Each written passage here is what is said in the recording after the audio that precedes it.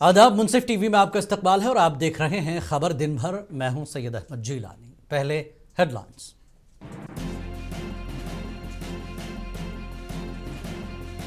सरदार वल्लभ भाई पटेल के यौम पैदाइश पर कल मुल्क भर में मनाया जाएगा यौम कौमी इत्तेहाद।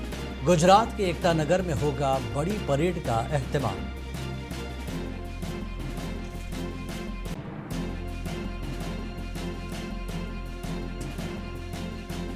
बिहार असेंबली इंतखाबात के दरमियान मोकामा में तशद्दुद। जन स्वराज पार्टी के उम्मीदवार पीयूष के काफिले पर हमला, फायरिंग में एक शख्स की मौत।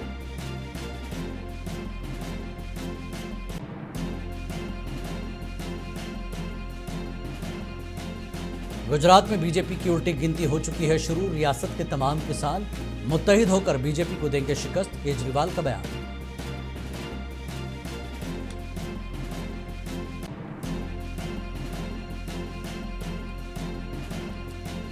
अमेरिका ने हिंदुस्तान को दी बड़ी राहत। ईरान में हिंदुस्तानी ताउन से तैयार चाबहार प्रोजेक्ट पर पाबंदियों में 6 माह की दी छूट।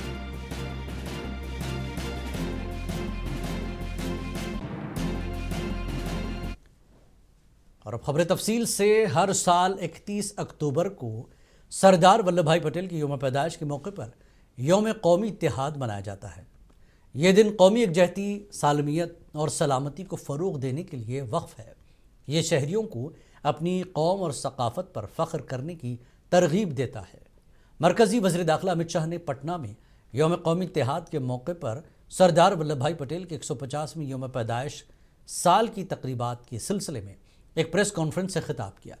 अमित शाह ने कहा कि गुजरात के एकता नगर में बड़ी परेड का एहतमाम किया जाएगा। उन्होंने बताया कि इस साल रन फॉर यूनिटी को बहुत बड़े पैमाने पर मुनक्किद करने का फैसला किया गया है। में भारत की एकता का परेड बनकर रहेगा। एक भारत श्रेष्ठ भारत के कंसेप्ट को जमीन पर उतारने का काम करेगा और सरदार साहब की 150वीं जयंती के बाद अब हर 31 अक्टूबर को 26 जनवरी की तर्ज पर ही ये परेड नियमित रूप से मनाया जाएगा और हमेशा हमेशा के लिए देश के युवाओं को सरदार साहब के सिद्धांतों को और सरदार साहब के देश के लिए किए हुए कामों को जानकारी देने का ये माध्यम बनेगा। मेरा सभी मीडिया के प्रतिनिधियों से विनती है कि इस परेड को ज्यादा से ज्यादा लोगों तक पहुंचाने के लिए आप मदद करिए और इस परेड के माध्यम से फिर से एक बार देश में एकता और अखंडितता के लिए एक मजबूत माहौल खड़ा हो, इस दिशा में हम सब काम करेंगे। ये इंफॉर्मेशन देने के लिए सरदार पटेल को मुल्क का मर्द आहन कहा जाता है। सरदार पटेल का ख्वाब एक मुत्तहिद, मजबूत और खुद इन्हिसार भारत था। आइए अब एक नजर डालते हैं सरदार पटेल के हालात जिंदगी पर। सरदार वल्लभ भाई पटेल गुजरात के नडियाड में 31 अक्टूबर 1875 में एक आम किसान घराने में पैदा हुए। वो गैर मामूली आज़्म और खुद एतमादी के मालिक थे। महदूद वसाइल के बावजूद उन्होंने तालीम हासिल की और बाद में कानून की तालीम के लिए इंग्लैंड गए, जहां उन्होंने शानदार कारकर्दगी दिखाई। वापसी पर वो एक कामयाब वकील बन गए। महात्मा गांधी की अदम तशद्दुद और स्वराज की तहरीक से मुतासर होकर सरदार पटेल आज़ादी की जद्दोजहद में शामिल हो गए। उन्होंने सन 1918 के खेड़ा सत्याग्रह और सन 1928 के बरदोली सत्याग्रह की क़ियादत की, जिससे वह कौमी हीरो बन गए। किसानों ने उनकी बहादुरी और इंसाफ पसंदी के सबब उन्हें सरदार के लक़ब से नवाजा। सरदार पटेल इंडियन नेशनल कांग्रेस के अहम रहनुमा और महात्मा गांधी के करीबी साथी थे। उन्होंने पार्टी को निचली सतह से मुनज़्ज़म किया और सन 1942 की भारत छोड़ो तहरीक में नुमायाँ किरदार अदा किया। उनकी अमली सोच और इंतज़ामी सलाहियतों ने उन्हें तहरीक आज़ादी का एक मजबूत सुतून बना दिया। सन 1947 में आज़ादी के बाद भारत को 560 से ज़ायद नवाबी रियासतों को मुत्तहिद करने का बड़ा चैलेंज दरपेश था। नायब वज़ीर-ए-आज़म और वज़ीर दाखिला की हैसियत से पटेल ने यह मुश्किल जिम्मेदारी संभाली। अपने अज़्म, हिकमत अमली और मुज़ाकरात के जरिए उन्होंने इन रियासतों को भारत में शामिल किया और कौम को तकसीम से बचाया। मुश्किल मामलात जैसे हैदराबाद और जूनागढ़ में उन्होंने गैर मामूली सियासी बसीरत और मजबूत फैसला साजी का मुजाहरा किया, इसलिए उन्हें हिंदुस्तान का मर्द आहन कहा जाता है। सरदार पटेल का ख्वाब एक मुत्तहिद, मजबूत और खुद इन्हिसार भारत था। वो नज़्म व ज़ब्त, इत्तेहाद और कौमी यकजहती के कायल थे। उनकी क़ियादत हकीकत पसंदी और हुब्बुल वतनी आज भी भारत के इंतजामी निज़ाम की बुनियाद है। उनकी याद में स्टैच्यू ऑफ यूनिटी गुजरात में कायम किया गया, जो दुनिया का सबसे ऊंचा मुजस्समा है। यह मुजस्समा उनके अजीम किरदार की अलामत है। सरदार वल्लभ भाई पटेल सिर्फ एक रहनुमा नहीं, बल्कि जदीद भारत की वहदत के मेमार थे। उनकी आईनी क़ुव्वत इरादी, वतन से मोहब्बत और अमली बसीरत आने वाली नस्लों के लिए मशअल राह है। तारीख़ हिंद में उनका नाम हमेशा इत्तेहाद, ईमानदारी और कौमी फ़ख्र की अलामत रहेगा। हर साल 31 अक्टूबर को उनके यौम पैदाइश पर यौम कौमी इत्तेहाद मनाया जाता है। ब्यूरो रिपोर्ट, मुंसिफ टीवी। और अब खबर बिहार से है। बिहार असेंबली इंतखाबात के दरमियान जुमेरात को मोकामा में एक बड़ा पुरतशद्दुद वाक़या पेश आया। जन स्वराज पार्टी के उम्मीदवार पीयूष प्रियदर्शी के काफिले पर हमला किया गया, जिसमें उनके चचा दुलार चंद यादव हलाक हो गए। एनडीए उम्मीदवार अनंत सिंह के हामियों पर इसका इल्ज़ाम लगाया गया। इस हमले से मोकामा में इंतखाबी माहौल में खासी कशीदगी पैदा हो गई। पुलिस मामले की तहकीकात कर रही है। मकामी लोगों का कहना है कि दुलार चंद यादव कभी लालू यादव के बहुत करीब थे।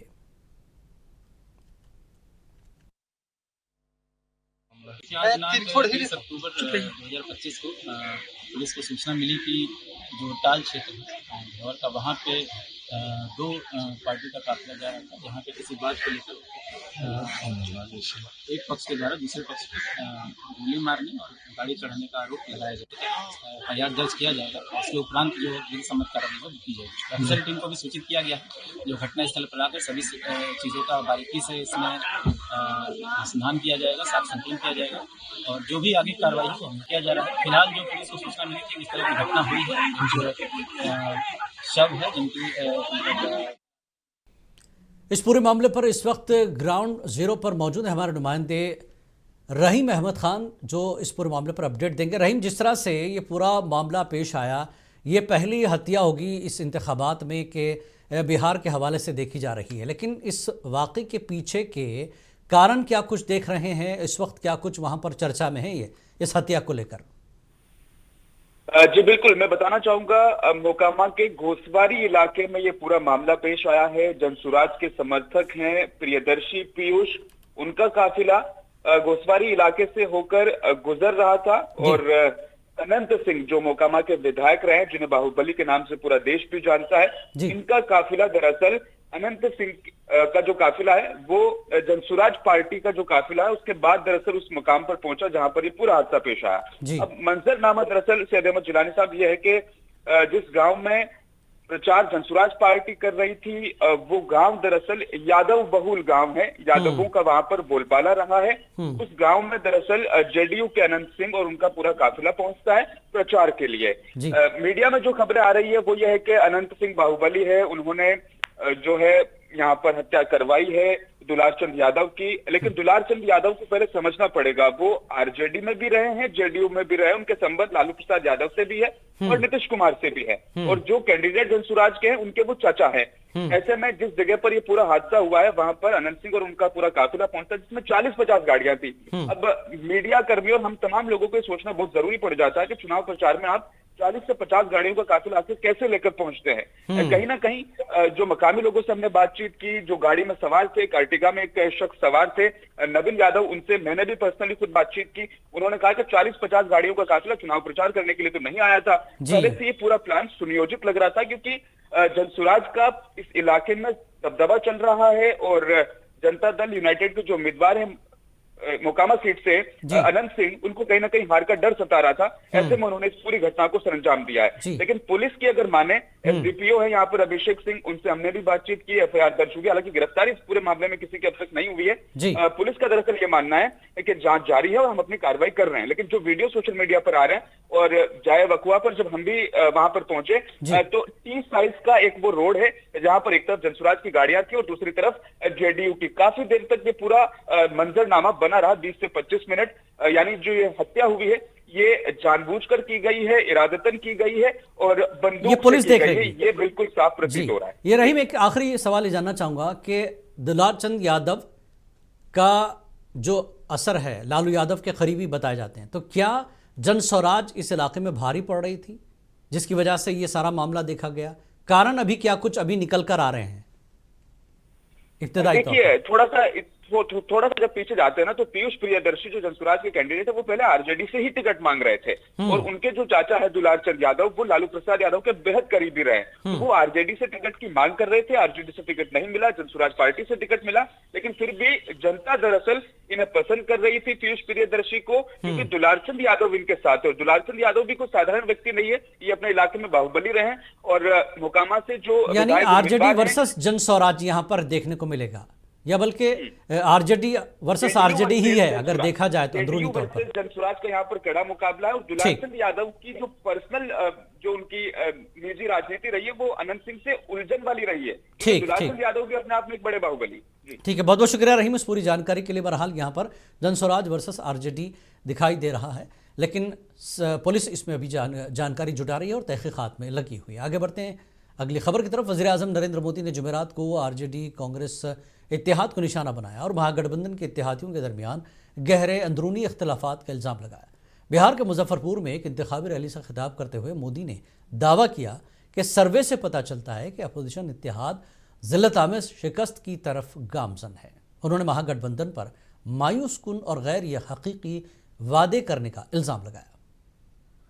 ये आपका बेटा तो छठी मैया का जय जयकार दुनिया में कराने में लगा है, दूसरी तरफ ये कांग्रेस और ये आरजेडी के लोग क्या कर रहे हैं? क्या कर रहे हैं? छठी मैया का अपमान कर रहे हैं। क्या कर रहे हैं? क्या कर रहे हैं? क्या कर रहे हैं? आप मुझे बताइए, क्या कोई कभी चुनाव में वोट पाने के लिए छठी मैया का अपमान कर सकता है क्या? बिहार के वज़ीर आला नीतीश कुमार ने लखीसराय में एक इंतखाबी रैली से खिताब किया। उन्होंने कहा कि मरकजी हुकूमत बिहार की हर तरह से मदद कर रही है। गुज़श्ता बजट में मरकज़ ने बिहार की सनतों, सड़कों, सेहत, सियाहत, सैलाब जैसे हालात से निपटने के लिए माली इमदाद के लिए एक बड़ी रकम का ऐलान किया था। और केंद्र सरकार से हर चीज का सहयोग हो रहा है। आप जानते हैं इस बार के चुनाव में जुलाई 2024 के बजट में बिहार को विशेष आर्थिक सहायता के रूप में सड़क, उद्योग, स्वास्थ्य, पर्यटन, बाढ़ नियंत्रण के लिए बड़ी राशि देने की घोषणा केंद्र सरकार ने किया। अब फिर फरवरी 2025 के बजट में बिहार में मखाना बोर्ड, एयरपोर्ट की स्थापना, पश्चिमी कोसी नहर के लिए वित्तीय सहायता आदि की घोषणा की गई। और कि बिहार में बीजेपी वोट चोरी कर रही है। राहुल ने कहा जो उन्होंने पहले महाराष्ट्र, हरियाणा में की और अब बिहार में कोशिश कर रहे हैं। इसी वजह से हमने वोटर अधिकार यात्रा की। राहुल गांधी ने लोगों पर जोर दिया कि वो वोट चोरी की कोशिशों को नाकाम बनाएं। और उल्टा ये लोग वोट चोरी करने में लगे हुए हैं। महाराष्ट्र का चुनाव चोरी किया, हरियाणा का चुनाव चोरी किया और फिर ये बिहार का चुनाव चोरी करने की कोशिश कर रहे थे। इसलिए हमने यहां पे वोटर अधिकार यात्रा शुरू की। पूरे बिहार में हम गए और आपने पूरे दम से अपनी आवाज इनको सुनाई। भाइयों और बहनों, इनको छोड़ना नहीं है, इनको मौका नहीं देना। ये आखिरी मिनट पे मैं आपको बता रहा हूं, ये आखिरी मिनट पर आपका वोट चोरी करने की कोशिश करेंगे। राहुल गांधी के खिलाफ इलेक्शन कमीशन में बीजेपी की शिकायत पर कांग्रेस लीडर पवन खेड़ा ने कहा कि जरा सोचे कि एक पार्टी कितनी बेवकत हो सकती है। उनके पास बिहार इंतखाबात के लिए कोई एजेंडा, कोई रिपोर्ट कार्ड, कोई विजन नहीं है और फिर भी वो ऐसे इशू बना रहे हैं। पवन खेड़ा ने कहा कि एक पार्टी जिसके वज़ीर-ए-आज़म मुजरा जैसे अल्फाज इस्तेमाल करते हैं, डांस जैसे अल्फाज पर एतराज़ कर रहे हैं। कितनी मुद्दा विहीन पार्टी हो सकती है। बिहार चुनाव में इनके पास कोई एजेंडा नहीं, अपना रिपोर्ट कार्ड नहीं, कोई विजन नहीं कि इस तरह के इस बात को मुद्दा बना रहे हैं। जिस पार्टी का प्रधानमंत्री मुजरे जैसा शब्द का इस्तेमाल करता हो, उसकी इतनी औकात कि वो नाच जैसे शब्द पे आपत्ति उठा रही है। इससे बड़ा मजाक और क्या हो सकता है। उत्तर प्रदेश के साबिक एमपी बृजभूषण सिंह जो बिहार के आरा में असेंबली इंतखाबात में एनडीए उम्मीदवार के लिए वोट मांगने गए थे, मौत से बाल बाल बच गए। खराब मौसम की वजह से उनके हेलीकॉप्टर ने धान के खेत में हंगामी लैंडिंग की। वो संदेश असेंबली हलके में इंतखाबी मुहिम चला रहे थे। इतलात के मुताबिक वो संदेश असेंबली हलके के छोटा सासाराम में एक जलसे-आम से खिताब करने के बाद हेलीकॉप्टर में सवार हुए। हेलीकॉप्टर की कुछ ही फासले पर महोली गांव के एक धान के खेत में इमरजेंसी लैंडिंग की गई।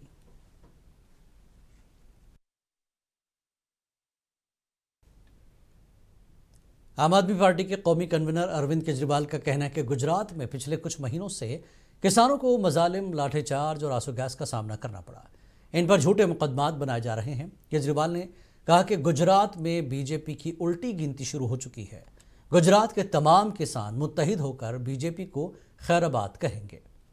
आज मैं और पंजाब के मुख्यमंत्री सरदार भगवंत मान साहब गुजरात आए हैं।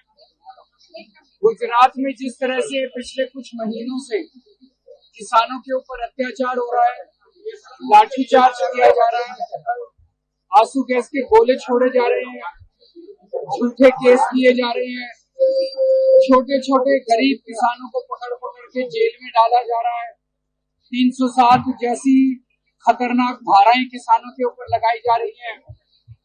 ये सरदार पटेल की धरती है और सरदार पटेल ने अपने जीवन में न जाने कितनी बार किसानों के लिए सत्याग्रह किया था। और पंजाब के सीएम भगवंत मान का कहना है कि आम आदमी पार्टी एक ऐसी पार्टी है जो एक अवामी तहरीक से निकली है। ये एक सेकुलर पार्टी है। उन्होंने कहा कि पंजाब के किसानों को पराली जलाने के लिए बदनाम किया जाता है। देश में जहां भी लोकतंत्र खतरे में हो, आम आदमी पार्टी क्योंकि एक जन आंदोलन से निकली हुई पार्टी है, तो सेकुलर पार्टी है। अभी किसानों पे यहाँ पे बहुत बड़े जुल्म हुए हैं। मैं एक खेती प्रधान स्टेट से आता हूँ, तो हमें पता है कि किसानों को कैसे बदनाम किया जा रहा है। पंजाब के किसानों को पराली के मामले में बदनाम किया जा रहा है कि पराली को आग लगाते हैं, पोल्यूशन फैलाते हैं। लेकिन जब चावल लेते हैं, गेहूं लेते हैं, सरसों लेते हैं, बाजरा लेते हैं, मक्का लेते हैं, तब कोई नहीं बोलता। तो पंजाब में अभी संकट आया, किसानों की 5 लाख एकड़ हमारी जमीन बर्बाद हो गई, घर और मवेशी जो है उनका नुकसान हुआ, 1600 करोड़ अनाउंस कर गए। एसआईआर पर टीएमसी लीडर कुणाल घोष का कहना है कि हमारी क़यादत मुकम्मल तज्जिया कर रही है। जो भी कदम उठाना होगा वो ममता बनर्जी और अभिषेक बनर्जी की क़यादत में उठाया जाएगा। उन्होंने इल्ज़ाम लगाया कि 2002 की वोटर लिस्ट और इलेक्शन कमीशन की वेबसाइट पर अपलोड की गई वोटर लिस्ट में बड़ा फ़र्क है। ये डिफरेंट एरिया से अभी ये कंप्लेंट आ रहा है। ओके, तो ये नॉर्थ बंगाल से, कोच बिहार से वो सब आ रहा है, और अशोकनगर हमारा नॉर्थ 24 परगना डिस्ट्रिक्ट से भी आ रहा है। अशोकनगर का MLA Narayan Gashyam already election commission को कंप्लेंट कर दिया। हमारा लीडरशिप पूरा एनालाइज कर रहे हैं। जो भी स्टेप लेना है under the leadership of Mamata Banerjee and Abhishek Banerjee, Trinamool Congress will take all possible proper steps. Qaumi Council Baraye Farogh Urdu ज़बान के दफ्तर में फासलाती तालीम से मुतल्लिक़ कमेटी की मीटिंग हुई, जिसमें 1 साला उर्दू डिप्लोमा, 1 साला अरबी सर्टिफिकेट, 2 साला अरबी डिप्लोमा और 1 साला फ़ारसी सर्टिफिकेट कोर्स के लिए नए सेंटर्स खोलने के हवाले से मौसूल होने वाली दरख्वास्तों पर गौर ख़ौस किया गया। इस मीटिंग की सदारत डॉक्टर रूप कृष्ण भट्ट ने की। इस मौके पर कौमी उर्दू काउंसिल के director doctor Shams Iqbal, professor Jasim Ahmad, professor Arfa Bushra, professor Mohammad Farooq Ansari, professor Shahid Naukhez Azmi, professor Mohammad Ehsan, doctor Syed Mushir Alam, Maulana Mutiur Rahman bin Abdul Matin, Mohammad Shahzad, doctor Kalimullah, Javed Iqbal, doctor Shadab Shamim दीगर मौजूद रहे।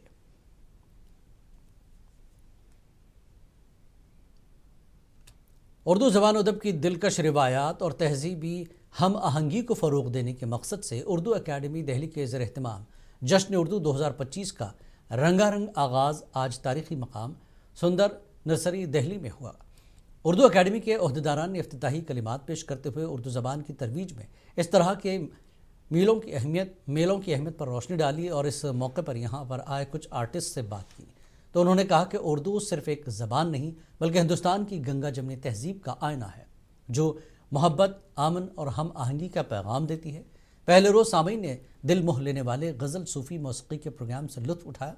यह जश्न 2 नवंबर तक जारी रहेगा, जिसमें अदब, फ़न, मौसीक़ी और सूफ़ी सकाफ़त के हसीन रंग एक साथ नजर आएंगे। जुमेरात को मुंबई के पोवाई इलाके में 17 बच्चों को यरगमाल बनाने के मुलजिम रोहित आर्या की पुलिस फायरिंग में मौत हो गई। मुलजिम पुलिस के साथ फायरिंग के तबादले में जख्मी हो गया था और बाद में उसने दम तोड़ दिया। पुलिस के मुताबिक आर्या ने रेस्क्यू ऑपरेशन के दौरान एयरगन का इस्तेमाल करते हुए पुलिस पर गोली चलाई, जिससे पुलिस को एक राउंड फायर करना पड़ा। गोली लगने से जख्मी होने पर उसे अस्पताल ले जाया गया, लेकिन दौरान इलाज वो जख्मों की ताब न लाते हुए चल बसा। पुलिस का कहना है कि बच्चों को, जिनकी उम्रें 8 से 14 साल के दरमियान है, को कई घंटे तक यरगमाल बनाए रखा, इससे पहले कि उन्हें बगैर किसी नुकसान के बचा लिया गया। इससे कबल मुलजिम रोहित आर्या ने एक वीडियो पैगाम भी जारी किया था।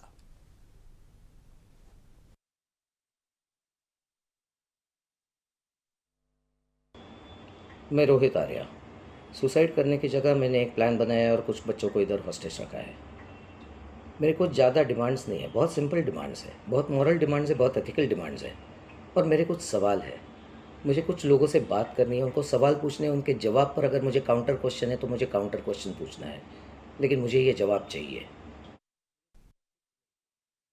इलेक्शन कमीशन के खिलाफ 1 नवंबर को ऑल पार्टी रैली निकाली जाएगी।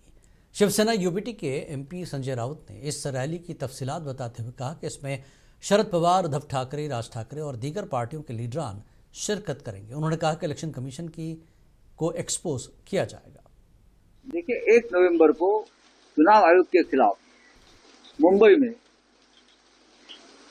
ऑल पार्टी, सब पक्षीय एक रैली होगी, मोर्चा होगा, आंदोलन होगा। उसमें सभी पार्टी के नेतागण उपस्थित रहेंगे।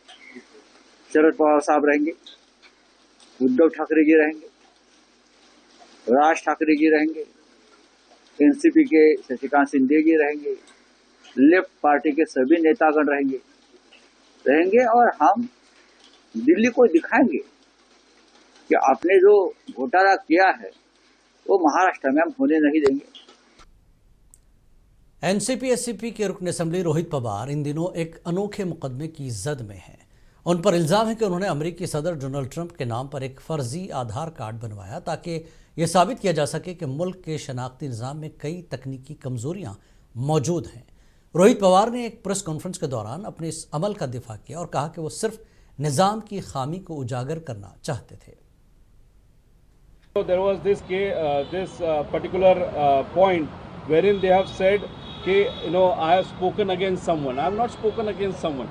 So if you look at each and every point, all the points are irrelevant to the demonstration what I have done. I was the one who was telling the government that this Aadhaar card system is flawed.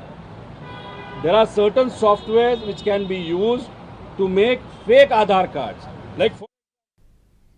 खबर दिन भर में फिलहाल इतना ही। आदाब।